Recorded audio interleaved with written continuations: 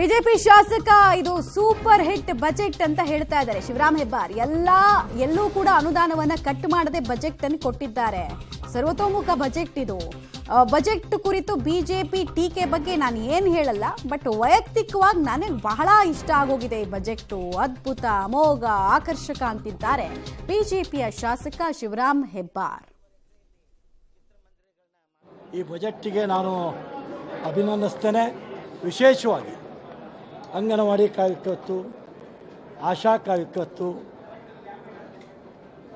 ಅಂಗನವಾಡಿ ಹೆಲ್ಪರ್ಗಳು, ಅಡುಗೆ ಸಹಾಯಕಿಯರು ಇವೆಲ್ಲರಿಗೂ ಜೀವನ ಮಟ್ಟವನ್ನು ಸುಧಾರಿಸೋದಕ್ಕೆ ವೇತನವನ್ನು ಹೆಚ್ಚು ಮಾಡಿದ್ದಾರೆ. ಅದಕ್ಕಿಂತ ಜಾಸ್ತಿಯಾಗಿ ಪ್ರತಿ ಮಾಧ್ಯಮ ಕ್ಷೇತ್ರದಲ್ಲಿ ಕೆಲಸ ಮಾಡ್ತಕ್ಕಂಥವ್ರ ಬಗ್ಗೆ ಕೂಡ ಮುಖ್ಯಮಂತ್ರಿಗಳು ಕಾಳಜಿಯನ್ನು ವಹಿಸಿದ್ದಾರೆ. ಈ ಬಜೆಟ್ಗೆ ನಾನು ಬಿಜೆಪಿ ನಾಯಕರು ಹೇಳ್ತಾ ಇದ್ರು ಒಂದ್ ವಿಚಾರ, ಏನ್ ಹೇಳ್ತಾ ಇದ್ರೆ ಹೇಳಿ, ಸಾಲ ಜಾಸ್ತಿ ಮಾಡಿದ್ದಾರೆ ಸಿದ್ದರಾಮಯ್ಯ ಸರ್ಕಾರದವರು ಅಂತ. ಬಟ್ ಆಕ್ಚುಲಿ ಬೊಮ್ಮಾಯಿ ಸರ್ಕಾರ ಅವಧಿ ಮುಗಿಯೋಷ್ಟೊತ್ತಿಗೆನೆ 5,18,00,000 ಕೋಟಿ ಸಾಲ ಇತ್ತು. 200 ರೂಪಾಯಿ ಮಾಡಬೇಕು, ಸರ್ಕಾರದ ವತಿಯಿಂದನೇ ಟಿಕೆಟ್ 200 ರೂಪಾಯಿ ಮಾಡಬೇಕು ಅಂತ ಮಾಡಿದ್ದಾರೆ.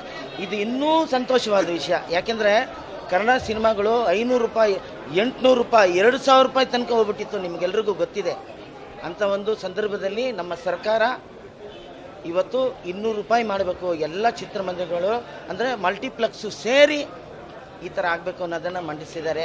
ಅದರಿಂದಾಗಿ ತುಂಬ ಸಂತೋಷ ಆಗಿ ನಿಮಗೆ ನಮಸ್ಕಾರ, ಧನ್ಯವಾದಗಳು.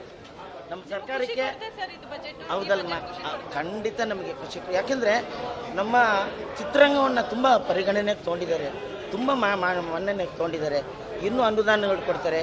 ನಮ್ಮ ಅಕಾಡೆಮಿಲಿ ಸಾಧು ಕೋಕಿಲ್ ಅವ್ರು ಹೇಳ್ತಾ ಇರೋದು 200 ರೂಪಾಯಿ ದರ ನಿಗದಿ ಮಾಡಿರೋದು ಮಲ್ಟಿಪ್ಲೆಕ್ಸ್ಗಳಿಗೆ ಬಹಳ ಅದ್ಭುತವಾದಂತಹ ನಿರ್ಧಾರ ಅಂತ ಹೇಳ್ತಾ ಇದ್ದಾರೆ. ಬಟ್ ಇದು ಅನುಷ್ಠಾನಕ್ಕೆ ಬರಲ್ಲ. ಯಾಕಂದ್ರೆ 2018ರಲ್ಲೂ ಕೂಡ ಹಿಂಗೆ ಮಲ್ಟಿಪ್ಲೆಕ್ಸ್ ನಲ್ಲಿ 200 ರೂಪಾಯಿ ರೇಟು ಅಂತ ಫಿಕ್ಸ್ ಮಾಡಿದ್ರು, ಕೋರ್ಟಿಗೆ ಹೋದ್ರು, ಸ್ಟೇ ತಂದ್ರು.